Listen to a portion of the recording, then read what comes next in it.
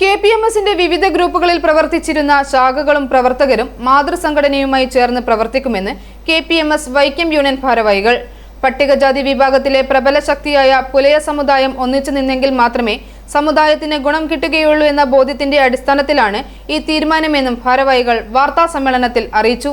ഭാവി കാര്യങ്ങൾ വൈക്കം യൂണിയന് കീഴിലുള്ള 51 ശാഖകളിലും പൊതുയോഗങ്ങൾ നടത്തി പ്രവർത്തനങ്ങൾ ഏകോപിപ്പിക്കും.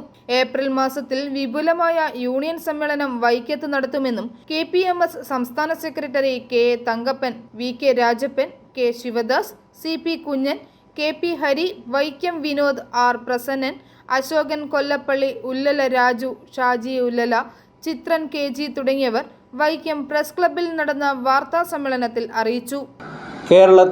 കേരളത്തിലെ ഏറ്റവും വലിയ യൂണിയനായിരുന്ന വൈക്കം യൂണിയൻ വീണ്ടും ആ ഒരു പ്രോജ്വലത കൈവരിക്കുന്നതിന് വേണ്ടി ഒന്നിച്ച് മുന്നോട്ട് പോകുവാൻ ഇവിടുത്തെ പുലയരുടെ സംഘടന തീരുമാനിച്ചിരിക്കുകയാണ്. നിലവിൽ വൈക്കത്തിൻ്റെ യൂണിയൻ ഓഫീസിൽ പ്രവർത്തനം സജ്ജമാണ്.